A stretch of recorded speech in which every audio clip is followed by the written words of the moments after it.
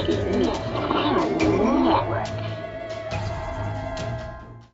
this is Shara, Psychic Miss Paranormal and Elite Paranormal Specialist, and I just wanted to quickly review the difference between energy and entities.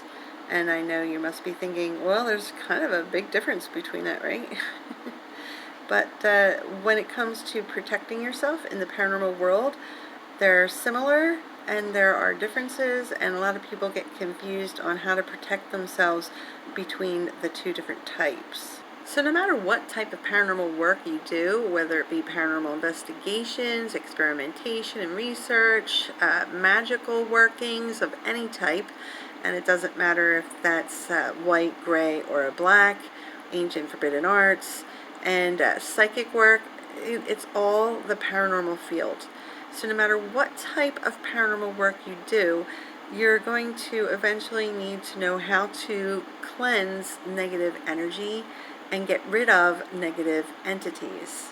If you are feeling like there's some negativity around and the air is kind of heavy, you could take out some white sage, some selenite, some frankincense, or whatever that you like to use, salt water, and you can, cleanse the area, the home, or location with those things. That will kind of get rid of some straggling negative energy, lighten up the air, lighten up the atmosphere, make things feel good and clean and fresh, and that's great, that's a perfect thing to do. So those types of things will get rid of negative energy. Now those types of things that I just mentioned, like the frankincense and sage and all that, if you have a negative entity that you feel might be hanging around, those things are not going to take care of that. Sometimes if the entity doesn't have very strong energy, it could kind of mask it for a while. It could make it lay low for a while. And if it's an evil entity, it'll probably just make it angry, or they'll laugh at you. It just depends on the personality of that particular entity. Getting rid of negative entities can be quite a challenge. It sort of depends on where you got it from, what was involved. There are lots of entities out there in this multiverse. And like I said, depending on what you're involved in or how you manage to pick this entity up, it could be difficult or extremely hard and challenging to actually rid yourself of this entity. So it's kind of good if you are involved in any of the paranormal endeavors to try some warding to maybe prevent problems in the first place. The absolute best way to prevent problems in the first place is to make sure that you always utilize and employ your psychic protection. I cannot tell you how many people I know have come to me because they have really bad negative entities either following them around, trying to attach themselves to their auric field, and they're scared. They don't know what to do. And I say, well, did you use your psychic protection? And they're like, what psychic protection? And that is like one of the first things I teach people. If they're going to get into the paranormal field, it doesn't matter what you're doing, you need psychic protection. So that's a different subject, but it is something that is important for you to do to stay safe. And the level of psychic protection is important too.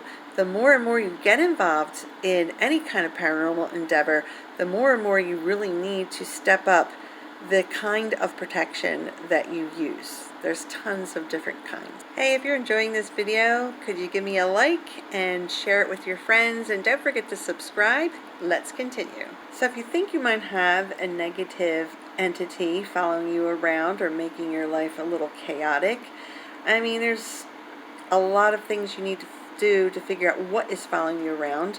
But this isn't an evaluation video. We can talk about that some more if you let me know if you're interested in that. But things like the sage or stuff, that's not going to help. Not when an entity. Energies, yes. Entities, no. So you're going to need to know how to get rid of these entities, like banishings. There's different banishing techniques and rituals. There are Passive and aggressive bindings. I do not suggest bindings too much, but at least bindings are an option if you need them. And then, of course, if you think you're dealing with something worse, like a demon or an imp or something along those lines, well, then there's, deliverance or exorcisms. And you don't have to be a clergy person in order to perform a deliverance. But these are things that you want to at least think about.